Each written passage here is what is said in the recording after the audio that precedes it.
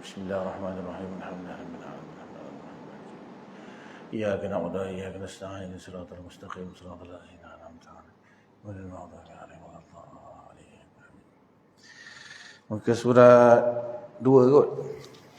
Bawah tu nombor 4. Okey. 10 pendahuluan ilmu tauhid. Maksudnya dibahas tentang ni lah, pendahuluan atau muqaddimah. Yang pertama, yang kedua, yang ketiga dah kita bahas bulan lepas. Dan insyaAllah malam ni sambung yang keempat, al-mawdu'. Mawdu' maksudnya topik ataupun subjek pembahasan.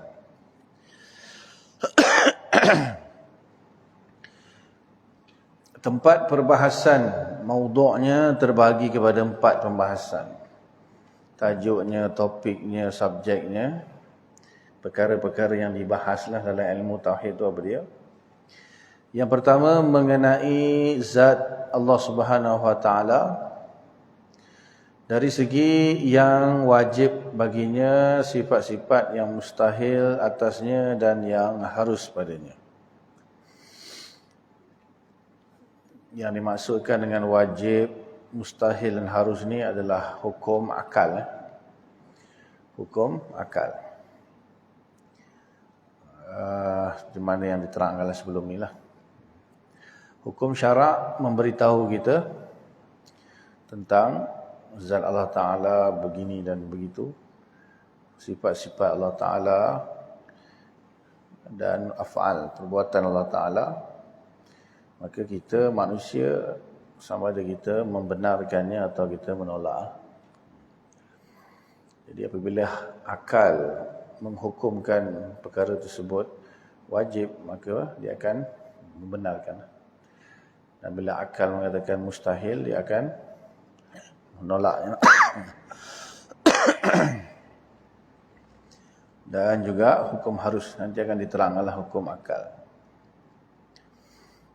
Yang kedua mengenai zat rasul-rasul dari segi sifat yang wajib baginya, sifat yang mustahil atasnya, sifat yang harus padanya, sama juga.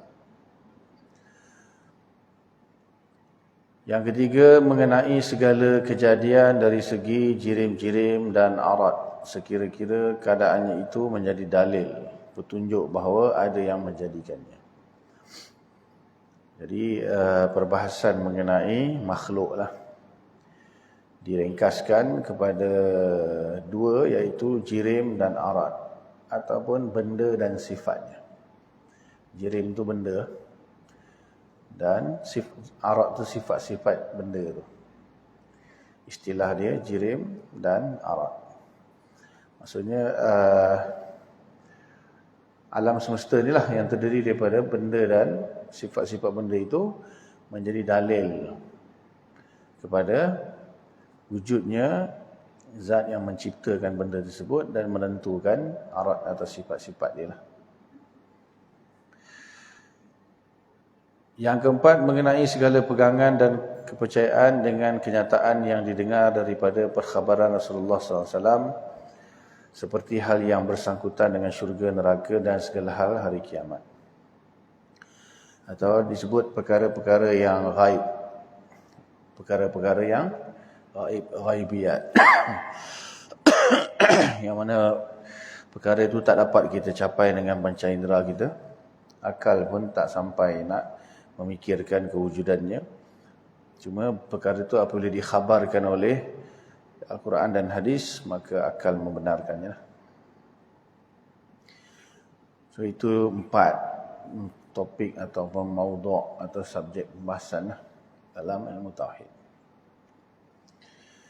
Okay, yang kelima, as-samarah, iaitu faedah ilmu ini.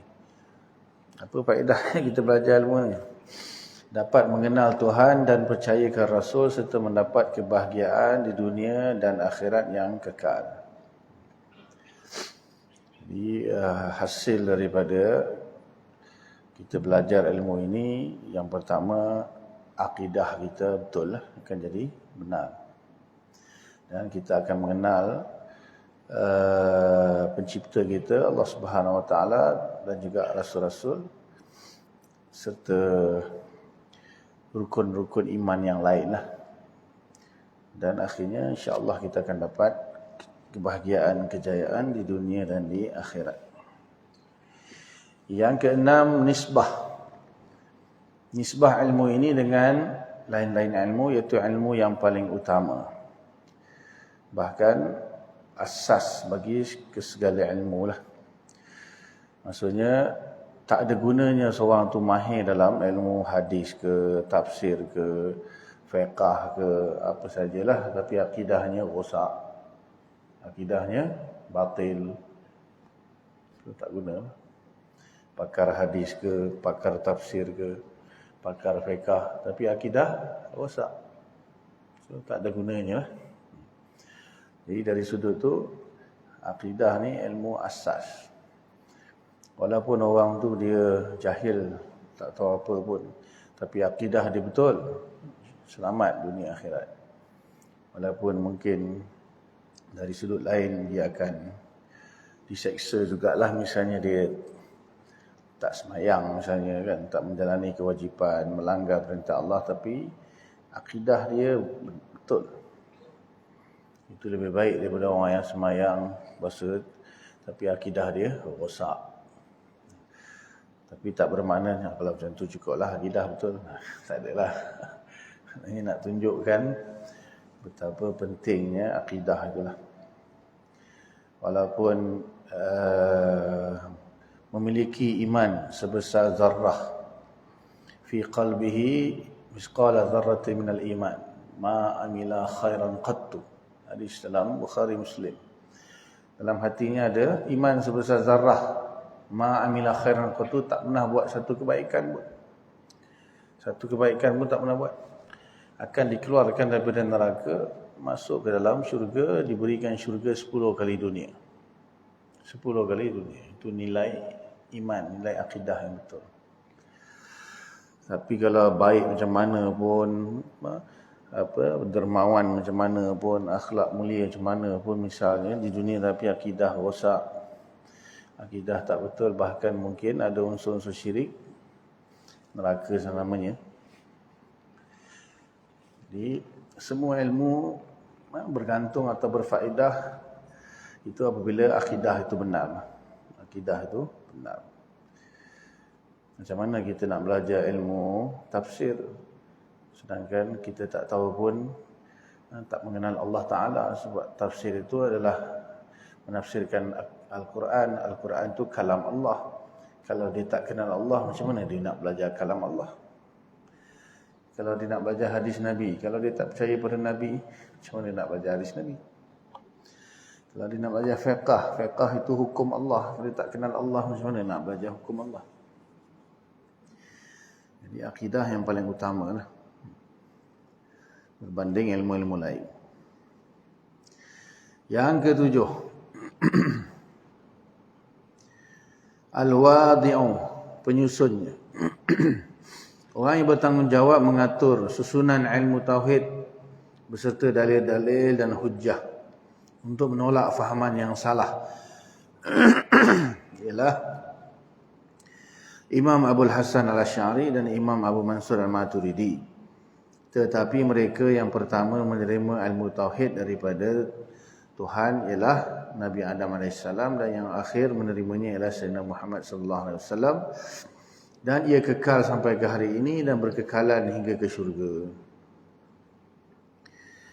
Imam Al-Bulqini rahimahullah berkata, "Laisa lana ibaratun syuri'at fi ahdi Adam ila al-an summa tastamirru fil jannah illa al-iman wan nikah." Artinya tiada bagi kita satu ibarah, satu ajaran yang telah disyariatkan pada zaman Nabi Adam hingga sekarang, kemudian berkekalan ia sehingga ke dalam syurga, melainkan iman dan nikah. Dia nikah juga. Jadi yang yang wadi', maksudnya wadi' ni yang meletakkan lah. Yang meletakkan akidah itu sebenarnya akidah ni dia bukan perkara wada'i. Akidah ni dia realiti. Dia adalah perkara yang nyata, realiti. Kecuali fiqh dia wad'ul wadi'. Fiqh itu wad'ul wadi', perletakan oleh orang yang meletakkannya, menetapkan. Tapi kalau akidah tak ada siapa terletakkan, dia realiti. Allah wujud, realiti. Dia bukan kerana Al-Quran mengatakan Allah wujud bererti Allah wujud. Kalau Al-Quran tak bagi tahu pun Allah tetap wujud juga. Kalau Nabi-Nabi tak diutuskan pun Allah tetap wujud juga. Dia yang menciptakan langit dan bumi dan dia Maha Esa, Maha mengetahui, Maha berkuasa. So dia realiti. Tak perlu diletakkan, tak perlu al-wad'u. Maksudnya benda nyata, benda yang tak perlu, sebab mungkin tuan-tuan tak apa familiar dengan istilah wadi' ni lah. Wadi' ni hukum fiqh contohnya. Allah tetapkan semayang 5 waktu. Allah tetapkan 10 waktu, boleh tak? Boleh kan? Allah tetapkan tak payah semayang, boleh tak? Pun boleh. Itu benda yang dibuat, ditetapkan. Puasa Ramadan sebulan pun boleh, atau 2 bulan pun boleh, atau 10 hari pun boleh. Tapi Allah tetapkan sebulan Ramadan. Kan? Itu satu peletakan hukum. Itu ketetapan hukum yang dibuat oleh Allah Ta'ala. Kalau akidah, nyata, benda yang realiti. Bukan Allah Ta'ala yang menetapkan dia wujud, berarti dia wujud. Dia memang wujud pun. Dia memang wujud. Bukan kerana Quran bagi tahu kita Allah wujud, berarti barulah Allah wujud. Kalau Quran tak bagi tahu kita Allah wujud, berarti Allah tak wujud. Yang tu ke? Sebab tu dia kata al-wadi' di sini yang menyusunnya. Yang menyusun ilmu akidah itu, bukan akidah itu sendiri, ya, jangan salah faham. Nanti orang kata, oh, takkanlah Imam Abbas Asy'ari yang menyusun akidah tu, meletakkan akidah tu. Maknanya sebelum dia tak ada akidah. Imam Abbas Asy'ari nanti di sebelah dia ada ceritalah. Surat 6 dengan 7. Kurun yang hujung kurun yang ketiga, awal kurun yang keempat lah. Dia takkan sebelum tu tak ada akidah pun, tak. Dia susun macam ni. So, dia susun. Macam fiqh. Fiqh yang kita belajar, fiqh misalnya mazhab Syafi'i kan, kitab, apa-apa kitab lah, disusun, kitab Taharah, pembahasan tentang air, tentang najis, tentang wuduk, mandi wajib, haid dan sebagainya, betul solat, lepas tu puasa, zakat. Yang susunnya tu, yang menyusunnya itulah. Kalau mazhab Syafi'i, ulama Syafi'i, Imam Syafi'i dan ulama dia lah. Ulama mazhab Hanafi, ulama Hanafi, dan ulama-ulama Imam Hanafi, Imam Abu Hanifah dengan ulama dia. Tapi semua tu ada dalam Quran. Ada dalam Quran. Dan ketetapan itu dibuat oleh Allah Ta'ala lah. Tapi akidah ni, dia memang nyata, cuma Quran bagi tahu je lah. Quran bagi tahu bahawa selain daripada Allah Ta'ala yang wujud nyata tu, Quran bagi tahu sesungguhnya manusia kamu akan mati nanti, kamu akan dibangun, ditanya dalam kubur, kemudian kamu akan dihidupkan semula, dibangkitkan di padang mahsyar, akan dihisab, akan ditimbang amalan, akan lintas titik sirat, dan sama ada kamu masuk syurga atau neraka. Itu diberitahu oleh Quran. Hakikatnya semuanya nyata. Tak diberitahu pun dia memang ada. Kalau hukum fiqh tak bagi tahu, tak ada. Quran tak turun, tak wajib sembahyang pun tak. Orang yang hidup sebelum zaman Nabi SAW diutuskan, wajib sembahyang ke? Wajib puasa ke? Tak ada. Setelah Nabi Muhammad diutuskan, barulah dia wajib. Faham Yang menyusun saja. Selain daripada Imam Abu Hasan Asy'ari dengan Imam Abu Mansur Maturidi, maksudnya zaman yang sebelum dia lah, bermula berzaman sahabat, tabi'in, tabi'at tabi'in, ada tak orang yang menyusun akidah? Ada, tapi dalam bentuk yang masih lagi kita kata belum jelas lah. yang dibuat oleh para imam ataupun muhaddisin, mengumpulkan ayat-ayat Quran yang berkaitan dengan akidah, mengumpulkan hadis-hadis yang berkaitan dengan akidah. Itu dia punya perkembangan dia lah. Sebab kalau kita baca Quran, ayat-ayat Quran ni dia bukan surah akidah, surah rukun iman, surah rukun Islam, surah solat, surah zakat, surah haji. Tak ada. Surah malaikat, surah apa lagi, kiamat. Adalah surah Al-Qiyamah tu ada. Tapi akidah dan fiqh ni bertaburan lah orang kata. Di dalam Quran yang 30 juzuk tu. Ayat tentang solat merata ada. Ayat tentang zakat, puasa, haji semua merata dalam Quran. So, ulama ni kumpulkan. Keluarkan ayat-ayat tu susun. Okey, Kitabut Taharah ni ayat Quran dia. Ayat wudu dalam surah Al-Maidah ayat 6 tu, tengok situ. Lepas tu ayat solat dalam sini. Lepas tu hadis. Lepas tu hadis-hadis Nabi lah. Hadis-hadis Nabi. Contoh dalam kitab Bukhari, kitab Muslim, kitab Tirmizi, Abu Daud, kitab Sittah. Disusun hadis-hadis Nabi tentang sembahyang, puasa, zakat, haji, nikah, kahwin, jual beli dan sebagainya. Ulama yang seterusnya huraikan pula. Huraikan hadis-hadis tu yang berkaitan dengan sembahyang, hurai-hurai. Ulama yang sudah datang pula susun pula dalam kitab. Akhir sekali tinggal rukun sembahyang 13. Perkara yang membatalkan sembahyang 4. Macam tu jadinya. Dah tak nampak lah mana bagi Quran dia, mana bagi hadis dia kan. Padahal tu dia hasil daripada pemahaman ulama tu daripada Quran hadis, dia susun mudah aja. Disusun, kita pun tengok macam ni. Kita belajar. Faham kan? Itu perkembangan dia lah. Sama macam akidah juga. Disusun tentang sifat-sifat Allah. Contohnya sifat 20 kan. Sifat Allah banyak. Dalam Quran sebut banyak. Imam Abu Bakar Ibn Arabi, dia mengarang kitab dia, Amadil Asna, dia datangkan lebih kurang 260 lebih nama-nama sifat-sifat dan afal Allah. Asmaul Husna saja 99 benar.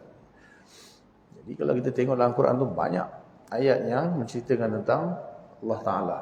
So ulama dikumpul, pilih yang paling sifat yang paling penting, yang paling utama, yang menjadi asas. Nantilah kita terangkan ketika masuk sifat 20 nanti, macam mana jadi 20, kenapa 20. InsyaAllah nanti diterangkan.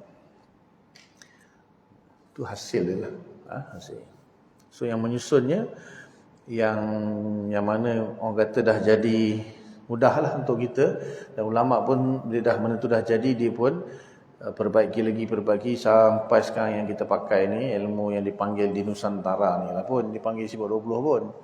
Zaman tu panggil sifat 20 pun sifat 20. Semenjak zaman Imam Sanusi lah. Imam Sanusi ni kurun yang ke-9. Dia yang beri nama tu Sifatul Ashrun, sifat yang 20 yang wajib bagi Allah. Bukan 20 tu je, ada lagi yang mustahil pun 20, yang harus 1, 41. Lepas tu Nabi pula 4 yang harus, 4 yang wajib, 1 yang 4 yang wajib, 4 yang mustahil, 1 yang harus, 9. Jadi 50. Jarang dengar kan akidah 50. Sifat 20 lah satu. Nanti kita bahaslah bab tu. Jadi yang menyusunnya, yang mula-mula menyusun ni Imam Abdul Hasan Asy'ari, yang akhirnya menjadi suatu mazhab yang namanya Al-Asy'ariyah, dan seorang lagi Imam Abu Mansur Al-Maturidi yang akhirnya menjadi mazhab Maturidiyah. So, dalam akidah ni dua ni lah mazhab yang masyhur. Seperti mana fiqh, mazhab yang masyhur 4 lah. Yang masyhur, yang maksudnya yang berkekalan sampai sekarang. Banyak sebenarnya mazhab fiqh ni, lebih daripada 20. Jadi yang kekal sampai sekarang 4 saja, dan di Malaysia ataupun Nusantara kita mazhab Syafi'i lah. Kalau di India, di Pakistan, di Bangladesh, di China kebanyakannya mazhab Hanafi. Kalau belah di Morocco, Maghribi, Tunisia, semua mazhab Maliki. Dan sebahagiannya di Hijaz mungkin mazhab Hambali lah. Itu fiqh. Kalau akidah, itulah. Sama ada Asy'ariyah atau Maturidiyah. Ada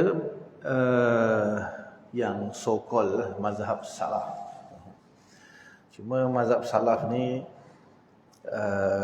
mungkin kurang sesuai untuk sebahagian golongan ataupun masyarakat. Sebab mazhab salaf ni dia dekat dengan zaman Nabi. Jadi dia orang memahami akidah tu daripada Quran dan hadis dengan pemahaman yang benar. Tapi zaman sekarang ni dia mengaku salaf tetapi dia punya fahaman salah. Itu masalah. Dan nanti kita akan bahas insya-Allah. Kita akan bahas bab tu nanti insya-Allah. So hati-hati kalau orang tu ni mazhab salaf, ini mazhab salaf. Sebenarnya tak ada bezanya akidah tu, dia tak ada akidah salaf, akidah asy'ariyah, akidah maturidiyah, tak ada. Yang ada satu je, akidah Islam. Akidah Islam. Cara salaf, cara asy'ariyah, cara maturidiyah ada beza sikit. Cara salaf ni untuk ulama boleh. Orang awam tak sesuai cara salaf. Cara salaf ulama sesuai. Sebab dia faham. Orang awam dia akan jadi silap faham. Jadi orang awam daripada dah 1000 tahun dah pun semuanya pegang sama ada asy'ariyah atau maturidiyah. Okay. Yang ke-8, al-hukmu, hukumnya. Fardu ain ke atas tiap-tiap mukallaf laki-laki atau perempuan mengetahui sifat-sifat Tuhan dengan jalan ijmal ataupun ringkas ataupun rangkum ataupun global ataupun general, dan dengan jalan tafsil iaitu terperinci lah, huraian ataupun satu persatu maksudnya secara terperinci beserta dalil dengan dalil ijmal. Adapun mengetahui dalil tafsili itu fardu kifayah. Ini agak rumit macam confuse sikit lah kan. Maknanya dia nak bagi tahu di sini fardu ain maksudnya setiap orang lah. Yang mukallaf maksudnya yang baligh dan berakal. Sama ada lelaki atau wanita, dia wajib mengetahui tentang asalnya itulah syahadah. Kemudian daripada syahadah tu rukun iman, dan daripada rukun iman tu setiap rukun. Boleh ya? Mula-mula ialah kena fahamlah kita syahadah tu, asyhadu an la ilaha illallah wa asyhadu anna Muhammadar apa makna dia. Aku menaik saksi bahawa tidak ada Tuhan yang layak disembah melainkan Allah. Tuhan tu apa? Allah tu siapa? Kena tahu. Kemudian wa asyhadu anna Muhammadar Rasulullah, dan aku bersaksi bahawa Muhammad itu adalah Rasulullah. Muhammad itu siapa? Rasulullah itu apa dia? Kemudian kalau lebih terperinci lagi sikit, rukun iman yang 6 lah. Beriman kepada Allah, malaikat, kitab, rasul-rasul, kiamat, qada dan qadar kan. So, apa makna beriman kepada Allah? Siapa Allah itu? Macam mana kita nak kenal Allah? Takkan kau beriman kepada Allah? Beriman. Allah tu siapa? Entah. Mak aku kata suruh beriman kepada Allah. Beriman lah. Allah tu siapa? Tak tahu? Tak boleh. Tak boleh. Tak mungkin seseorang tu dia beriman tanpa kenal. Kena kenal dulu lah. Tak kenal, macam mana percaya? Kau percaya tak dia tu? Percaya. Siapa dia? Entah, aku pun tak tahu. Tak boleh. Iman tanpa marifat mustahil. Mustahil. Iman tanpa ilmu mustahil. Kena kenal dulu Allah tu siapa sebelum kita nak kata dia Tuhan kan. Sebab apa? Banyak versi. Ada orang kata Allah ada anak. Orang Yahudi kata Allah ada anak, Nabi Uzair. Orang Nasrani kata Allah ada anak, Nabi Isa. Ada orang kata Allah duduk di arash, duduk bersila atas arash. Ada orang kata Allah di mana-mana. Yang mana satu? Yang mana satu? Allah yang mana satu yang kita beriman sekarang ni? Yang ada anak tu ke atau yang betul? Jadi sebab tu kena Allah kata fa'lam annahu la ilaha illallah. Fa'lam, ketahuilah. Ketahuilah. Jadi ulama pun pilihlah beberapa sifat yang supaya bila kita tahu, maka itulah Allah yang sebenarnya. Itulah Allah yang sebenarnya. Seperti yang dikhabarkan oleh Al-Quran, banyak sangat ulama pilih beberapa sifat yang cukup dengan sifat itu pun dah betul lah tu. Betul lah tu, iaitu sifat 20 tu lah. Maksudnya dalam beberapa sifat yang mana kita isbatkan sebagai sifat kesempurnaan dia, sifat ma'ani, dia kudrah, iradah, ilmu, haya, sama', basar, kalam. Dan yang penting sebelum tu, sifat salbiah, menafikan sesuatu yang tidak layak bagi Allah. Sebab dalam akidah ni, Allah dalam Al-Quran pun Allah Ta'ala tak cerita tentang kesempurnaan dia saja. Bahkan Allah Ta'ala menafikan segala penisbahan yang tidak layak bagi dia, kan? Qul huwallahu ahad, Isa. Allahus samad, lam yalid wa lam yulad. Allah nafikan, tak beranak, tak diperanakan. Walam yakul lahu kufuwan ahad, nafi.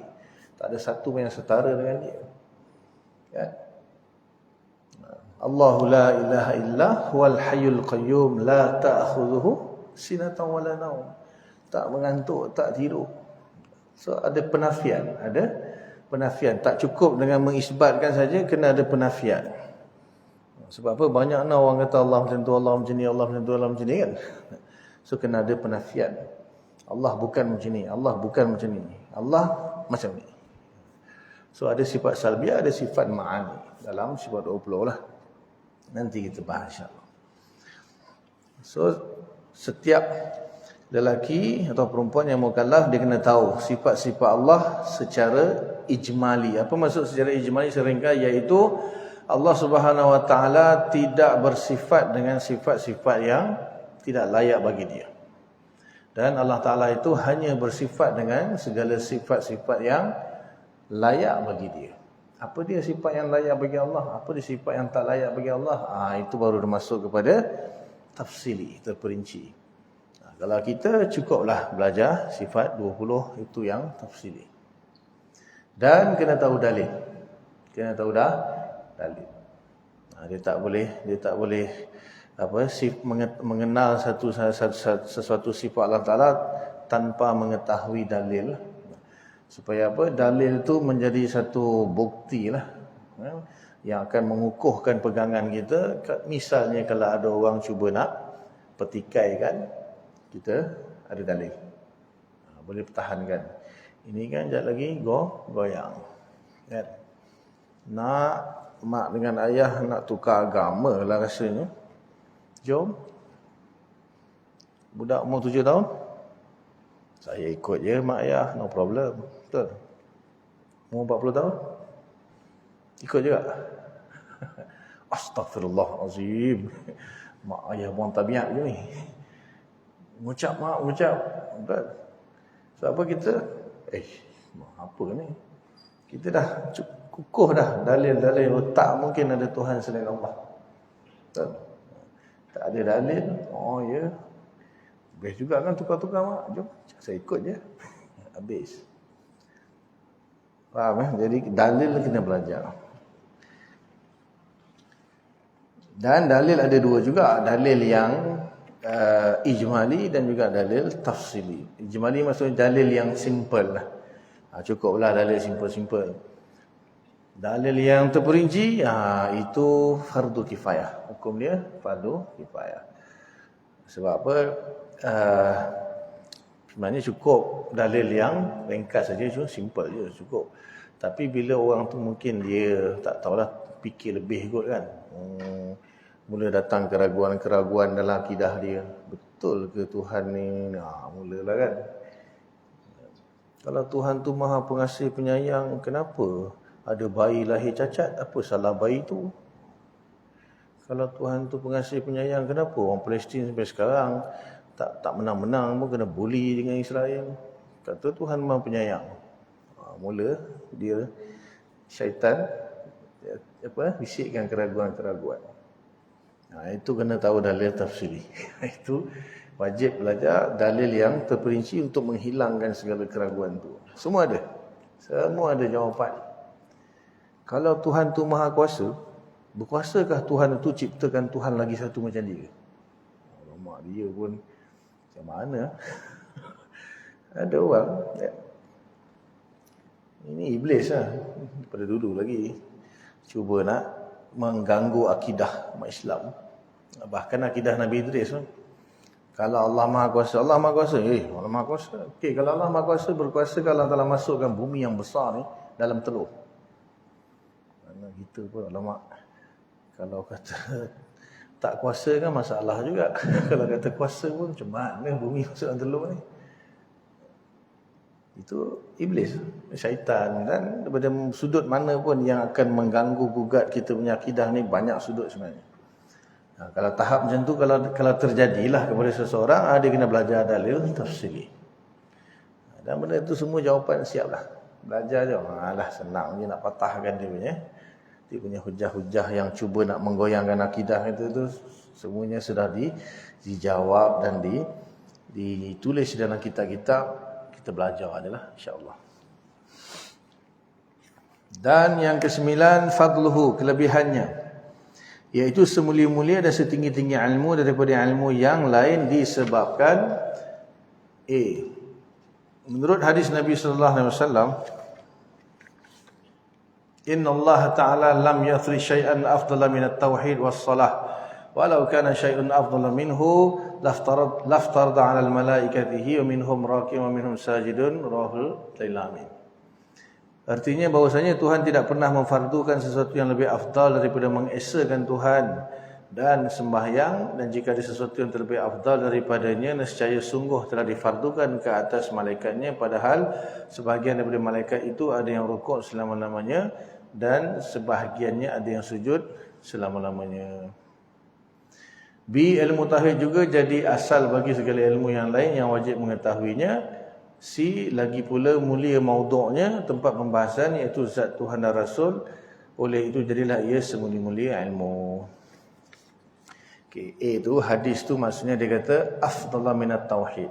Maksudnya Allah Ta'ala tidak memfardukan sesuatu yang lebih afdal daripada tauhid. Ini maknanya dia datangkanlah dalil mengatakan ilmu ini ilmu paling mulia.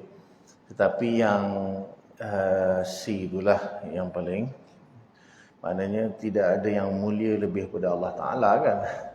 Mana ada satu makhluk yang boleh dia mulia lebih daripada Allah Ta'ala. Bahkan makhluk yang paling mulia pun Nabi Muhammad SAW. Tak ada orang lebih mulia daripada Nabi. Jadi ilmu akidah ni, ilmu tauhid ni dibahas tentang Allah dan Rasul. So ilmu mana yang lebih mulia daripada ilmu yang membahas tentang Allah dan Rasul? Kalau tafsir, kalam Allah. Tafsir, kalam Allah. Hadis, kalam Nabi. Fiqh, hukum Allah. Tapi akidah, Allah sendiri dan Rasul kita bahas. Sebab tu dia jadi semulia-mulia ilmu. Semulia-mulia ilmu sebab yang kita bahas itulah yang paling mulia sekali. So mana ada ilmu yang lebih mulia daripada ilmu akidah atau ilmu tauhid lah. Dan itu pun dia kata maksudnya asas kepada yang lain. Sebab tadi kan dah beritahu kalau akidah tak sah, tak gunalah segala amalan dan apa saja ilmu lah. Sebab tu dia jadi paling mulia. Yang ke-10, masail. Masalah-masalahnya, maksudnya permasalahan yang dibahas dalam ilmu akidah ni apa dia? Hukum-hukum yang dibahas di dalam ilmu ini iaitu wajib, mustahil dan harus akli. Ini paling ramai orang yang mungkin confused dan bahkan yang menolak pun ada. Kenapa bila akidah saja dimasuk kepada hukum akal? Bila akidah dia pergi kepada hukum akal. Itu banyak, bahkan ada yang tolak terus mana boleh akidah guna akal. Seperti yang saya dah terangkan sebelum ni dan tadi pun awal pun dah terangkan. Quran dan hadis ni dia hanya bagi tahu tentang akidah saja. Dia bagi tahu kita Allah tu satu, Allah tu maha kuasa, Allah tu maha mengetahui dan segala-galanya lah. Nabi tu Muhammad tu Rasulullah, akan ada kiamat berlaku dan sebagainya. Bagi tahu sebagai dalil dalam bentuk memberitahu. Kemudian manusia bila dia dengar benda tu, dia akan fikir, betul ke ada Tuhan satu?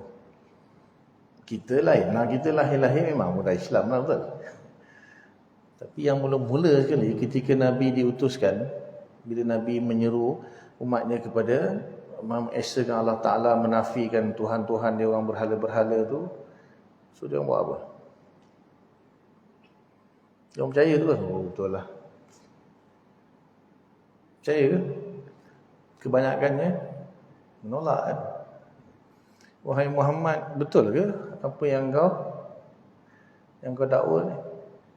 Kami 360 Tuhan keliling Kaabah. Tiba-tiba kau datang, kau kata tu semua batil, tu semua tak betul. Kau ngajak kami menyembah Tuhan kau yang satu. Sejak bila pula kau jadi utusan Tuhan? Selama 40 tahun hidup bersama kami tak ada apa-apa pun. Tiba-tiba dah umur 40 tahun, tiba-tiba je kau mengaku kau utusan Rasul. Apa bukti? Apa bukti? Tak? Apa dalil? So Nabi jawab apa? Ni yang aku cakap ni dalil lah ni, Quran hadis. Nabi cakap tu. Ni yang aku cakap ni dalil lah ni. Yang aku bawa ni Quran. Yang aku cakap ni hadis. Inilah dalil. Macam tu ke Nabi jawab? Nabi tak jawab macam tu. Kalaulah Quran dan hadis itu cukup sebagai dalil untuk membuktikan, Nabi cakap macam tu, ni aku cakap ni dalil ni. Nabi tak cakap macam tu. Nabi tak sebodoh itulah. So, Nabi dibuktikan kebenarannya dengan akal. Itu apa? Allah Ta'ala tunjukkan mukjizat. Dan dia orang cabarkan, wahai Muhammad, kalau betul engkau ni cuba, kalau Tuhan kau maha kuasa sangat, belah bulan tu tengok. Sebab dia tahu tak mungkin Nabi Muhammad boleh belah bulan ni, mustahil. Tiba-tiba apa jadi? Terbelah, bercantum balik. Lepas tu, alamak. Terbelah betul lah. Bercantum balik. Lepas tu, percaya tak je? Tadi kan bukan main lagi cabar kan. Kalau betul, banyaklah, bukan bulan saja. Pokok datang bercakap. Nabi kata, wahai orang Badawi tu kan, kalau pokok ni beriman, percaya aku Rasul, kau beriman tak? Okey, kau beriman, panggil. Nabi panggil, pelepah kurma tu turun, datang. Asyhadu annaka Rasulullah. Asyhadu annaka Rasul Rabbil Alamin. 3 kali, asyhadu annaka Rasul Rabbil Alamin. Pohon pelepah kurma bercakap. Badawi tengok, terus asyhadu an la ilaha illallah. Sebab akal dia kata apa? Tak mungkin pelepah kurma ni boleh bersaksi bahawa dia Rasul. Ya. Akal, lau kunna nasma'u au na'qilu ma kunna fi ashabis sa'id. Kalau kami dengar dan kami gunakan akal, tentu kami akan masuk dalam neraka sa'id. Itu peranan akal manusia tu membenarkan akidah, proses. Dengar, akal dia fikir, betul ke? Tuhan satu, apa salahnya dua? Allah bagi akal, guna. Bila akal dia setuju, baru dia beriman. Bukan maksudnya kita nak tolak Quran, hadis, kita utamakan akal itu. Orang tak ngaji, tak faham. Orang ni gunakan akal, mendahulukan akal. Akal Allah bagi nak buat apa? Orang kafir Allah kata apa? Wahum qauman la yaqilun. Mereka itulah kaum yang la yaqilun, tak pakai akal, tak guna akal. Kalau dia guna akal dia, dah tentu dia beriman. Hanya orang yang beriman saja yang berakal. Dia tak boleh pisah iman dengan akal. Kafir dengan tak berakal. Boleh ya? Banyak kali dah ulang lah. Jadi akal, maksudnya 3 lah hukum akal tu, wajib, mustahil, nantilah akan dibahas kemudian insyaAllah. Nanti ada bab dia akan bahas satu persatu lah hukum akal dan sebagainya.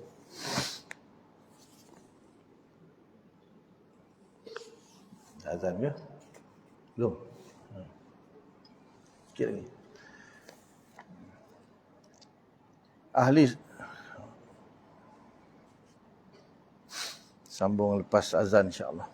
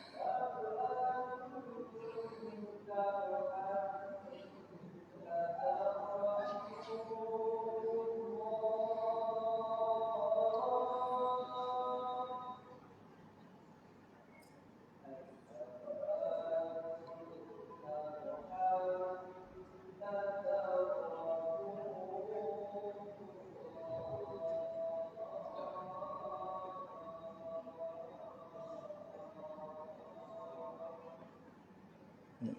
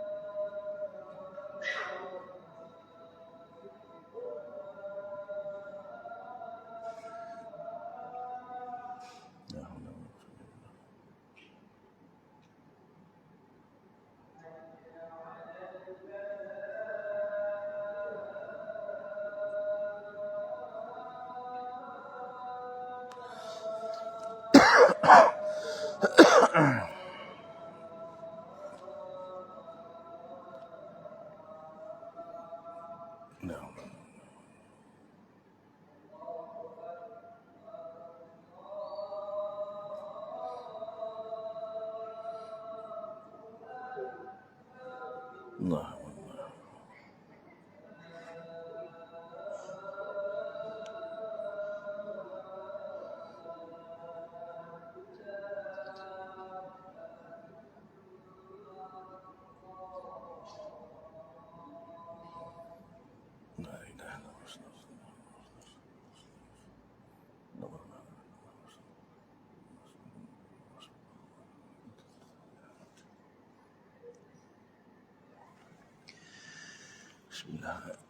Bismillahirrahmanirrahim.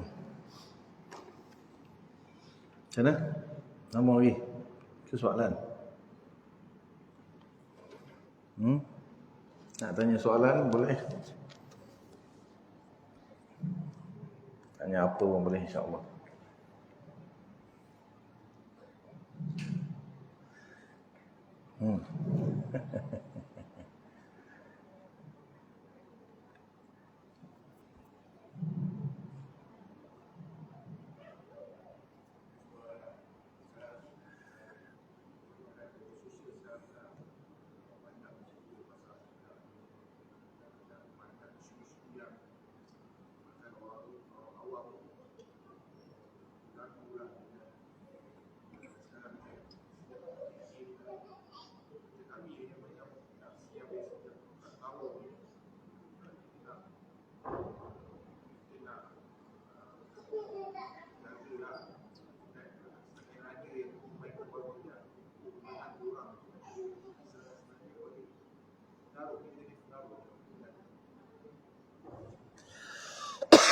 Soalan di dalam media sosial sekarang ni ada banyak penyebaran tentang akidah lah yang boleh kita kata mengkonfuskan lah, mengelirukan orang awam banyak betul. Dan yang menyebarkannya pun bukan orang biasa, ilmuwan-ilmuwan, orang yang ada pangkat mufti, ada PhD kan. So orang pun confused kan. Yang pertama, jangan dengarlah media sosial. Jangan pakai handphone lah. Itu yang pertama sekali. Mana boleh Ustaz, handphone perlu sekarang. Tak ada handphone, tak boleh hidup saya, mati saya tak ada handphone. Betul? Keluar pergi kerja nak kata Allah mak handphone tinggal, patah balik, berhenti ambil handphone. Betul? Betul? Okey. Dia apabila satu orang tu dia ada satu pegangan yang kukuh, maka selepas tu datanglah apa pun dia steady je. Tapi kalau pegangan ni pun masih goyang, sekejap lagi yang ni beritahu dia goyang, yang ni datang beritahu goyang. Lebih-lebih lagi yang beritahu itu mufti, PhD sampai 2-3. Itu masalah. Itu yang masalah. Dari sudut kita kata apa, pemantauan ataupun kita kata apa ni, langkah-langkah untuk mencegah ajaran-ajaran yang sesat, akidah-akidah yang batin ni oleh kerajaan-kerajaan ni dibuatlah oleh setiap negeri. Walaupun mereka pun kadang apa ni, terbataslah dia punya apa kita kata tindakan dia orang ke, ataupun sebab kalau media sosial tak boleh buat apa, tak boleh nak buat apa dah. Biasanya kalau macam majlis agama ataupun jabatan agama Jawi ke atau Jais ke, mana-mana lah, paling pun dia akan sekat lah. Dia akan sekat golongan-golongan yang apa ni, tidak sehaluan dengan ahli sunnah wal jamaah. Tapi itulah, dia hanya boleh sekat secara fizikal saja. Itu pun kadang-kadang terlepas juga. Sebab kalau orang jenis, dia orang pun harap kepada masyarakat yang buat laporan report misalnya kan. Ini kena masyarakat pun seronok pula tu dengar kan. Macam mana dia nak tahu orang tu. Tapi kalau media sosial tak boleh buat apa. Tak boleh buat apa. Itu kita lah. Terpulanglah pada kita. Lepas tu dia cakap pula tu sedap lah tu. Quran hadis pula tu. Lagilah goyang nak. Jadi sebenarnya kita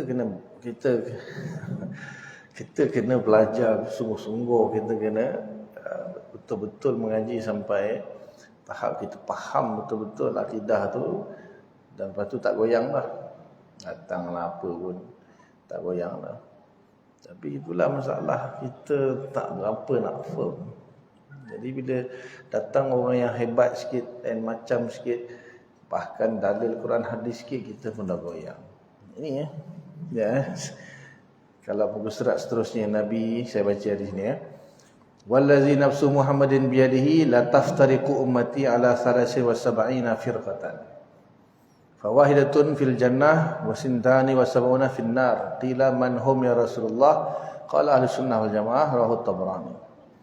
Artinya demi Tuhan yang memegang jiwa Muhammad di dalam kekuasaannya, akan berpecah umatku kepada 73 puak. Satu puak masuk syurga dan yang selainnya ke dalam neraka. Bertanya sahabat, siapakah firqah golongan yang tidak masuk neraka itu ya Rasulullah? Nabi jawab, ahli sunnah wal jamaah, hadis riwayat Imam Tabrani. Banyak hadis yang semakna dengan hadis ini diambil riwayat Imam Tabrani. Ada hadis yang mengatakan kulluhum finnar. Semuanya masuk neraka illa firqatan wahidah, kecuali satu kelompok saja. Qila man ya Rasulullah? Sahabatnya siapa? Ma ana alaihi wa ashabi, iaitu mereka yang berpegang dengan akidah aku dan sahabat-sahabatku. Dan akhirnya dipanggil sebagai ahli sunnah wal jamaah. Kelompok-kelompok yang berpecah ni, yang Nabi maksudkan ummati di sini, ulama sepakat kata Islam. Islam. Dan sejarah sudah pun membuktikanlah, bahkan ulama mengarang kitab-kitab.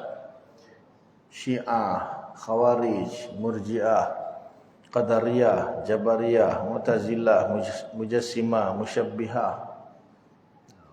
Kita pun tak kurang banyaknya, ayah pin, apa lagi. Macam-macam. Jadi Islam, bukan kafir. Sembahyang, puasa, zakat haji. Jadi memang kita kena tahu, itu pasti benar hadis Nabi, jelas. Benda tu berlaku dalam sejarah, menunjukkan terjadi. Terjadi, berlaku. Dan dia orang ni dalil semua Quran. Dalil semua Quran. Qadariyah dalil Quran, Jabariyah dalil Quran, Mu'tazilah dalil Quran, semua dalil Quran hadis. Betul lah kata yudillu bihi katsira wa yahdi bihi katsira.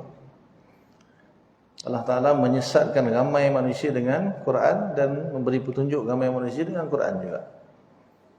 Bukanlah apa yang Allah nak menyesatkan orang tu, masa Quran tu menyesatkan orang. Orang tu salah faham Quran hadis, akhirnya dia sesat. Dia salah faham, dia tak faham Quran dengan betul, tak faham hadis dengan betul, dia sesat. Islam. Dan kita pun tak boleh nak kata dia kafir ke apa. Dia semayang puasa zakat. Itu cabaran lah. Itu ujian dan cabaran kita. Bukan sekarang, daripada dulu lagi. Daripada semenjak berlakunya perang Siffin, perang Jamal, zaman Sayyidina Ali jadi khalifah tu sampai sekarang tak selesai. Tak selesai. Tenggelam timbul. So kita lepas tu kita doakan Allahumma arini haqqa warzuqni ma'ah wa arini batila batilan warzuqna istinabah. Allah tunjukkanlah aku yang hak tu hak dan rezekikanlah aku untuk ikutnya, dan tunjukkanlah aku yang batil tu batil dan rezekikanlah aku untuk menjauhi kebatilan tersebut. Kena doa satulah dan kena belajarlah, kena usaha. Dan Nabi bagi, kalau macam tu siapa yang betul kan? So Nabi dah jamin. Dan hadis Nabi kata la tajtami'u ummati 'ala dhalalah. Umatku takkan bersatu berkumpul dalam kesesatan. Maksudnya majoriti takkan sesat. Seperti yang berlaku dalam Yahudi dan Nasrani. Majoriti semua sesat. Sepakat tapi sesat. Nabi mohon, ya Allah jangan bagi umatku dia orang majoriti sesat semua, jangan. Maknanya itu jaminan. So kita ikut majoriti. Tak payah tengoklah teman-teman majoriti di Malaysia ni Jawi ataupun Jais, semua jabatan agama di Malaysia ni pegang ke mazhab apa. Itu cukup dah. Itu pun dah cukup dah. Tapi itu pun dia tak tahu lah, susah. Dia lebih percaya media sosial. Itu masalah. Itu masalah dia. Kita ada ke sini Jawi lah. Kita ada Jawi. Yang Selangor Jais. Mana tahu Jawi pun salah juga, Jais pun sesat juga. Pergi jumpa mufti. Mufti sesat lah.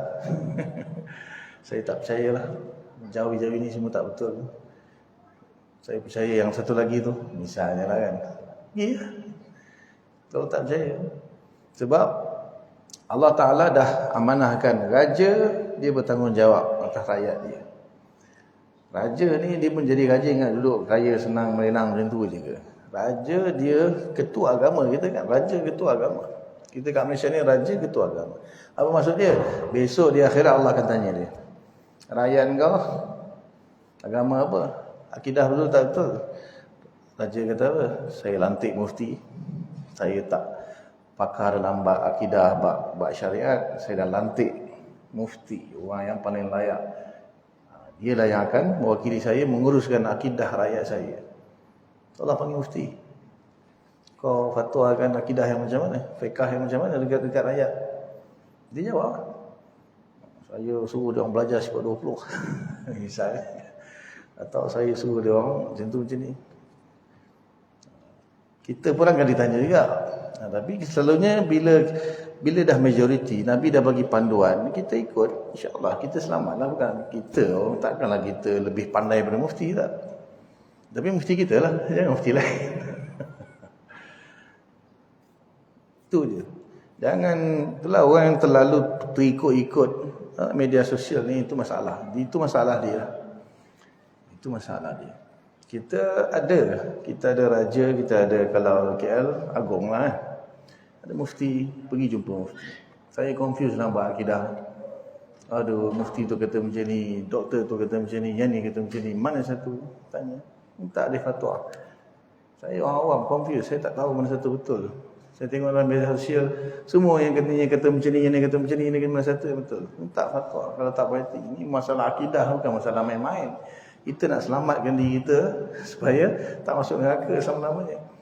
Ataupun sekurang-kurangnya sementara pun tak nak masuk kan. Tanya mana satu akidah yang betul. Jadi mufti boleh ke dia jawab untuk semua sekali? So dia buat apa? Dia bagi tauliah lah dekat ustaz-ustaz yang dia percayalah ustaz tu membawa akidah yang sama. So lepas tu dia wujudkan masjid. Lepas tu dia buat program kuliah maghrib. Kuliah akidah. Kalau misalnya saya ajak akidah yang sesat, pergi report. Jangan biarkan. Ada ustaz tu dia mengajar dia macam lah. Report lah. Kan kalau saya ajar misalnya akidah salah, tak takut apa, saya bukan tahu pun tuan-tuan pergi report ke tak report kan. Saya lepas ni balik rumah, report, nanti dia datanglah pantau, saya pun tak tahu ada jawi ke. Dengar kan, oh sesat ni, nanti lengkap lah, panggil, adalah tindakan dia. Kita duk percaya dekat media sosial tu, oh ni lah betul, ni betul. So kita macam tak percaya lah dekat kita punya agung, kita sultan, kita mufti, kita tak percaya. Betul tak? Besok kalau macam tu berlaku di akhirat, Allah tanya, kenapa kau tak ikut mufti kau? Dia cakap apa? Saya rasa ni lagi betul lah ya Allah, handphone saya ni lagi betul. Jawab besok. InsyaAllah itu memang dah ditetap. Nak tengok, tengoklah. Tapi lebih baik jangan tengok benda lain lah. Tengok benda lain. Shopee ke, Lazada ke, okey lah. Bab akidah, tak boleh. Jangan ambil akidah kita. Ada Islam suruh kita belajar akidah daripada internet. Ini sampai tahap orang jadi macam-macam. Siapa ambil dari internet? Mana punya website Perancis punya website sampai dah tak percaya kepada semua dah semayang pun semuanya. Sekata seminggu 1 rakaat je pun ada. Sebab apa? Media sosial. Bahaya media sosial. Tengok benda lain tengok. Tapi akidah syariat jangan. Kita ada mufti, jabatan agama, kita ikut. Dia salah, kita kata ya Allah. Dia orang yang ajar macam ni, kami ikut je. Dia orang yang bagi tauliah dekat ustaz-ustaz, datang mengajar surau kami, ajar 10-20. Kalau sesat lah, jawab. Nanti kena, selamatlah kita. InsyaAllah. Cukup. Wallahu'alam, setakat itu dulu. Apa yang baik daripada Allah Ta'ala, apa yang tak baik kelemahan salah, minta ampun kepada Allah, minta maaf kepada semua. Mudah-mudahan Allah bagi taufik untuk kita faham dan sampaikan. Tangguh dengan kafarah ni, subhanallah bihamdika, nasyhadu an la ilaha illa anta, astaghfiruka wa natubu ilaik. Subhana rabbika rabbil izzati amma yasifun. Wassalamun ala mursalin walhamdulillahi rabbil alamin. Assalamualaikum warahmatullahi wabarakatuh.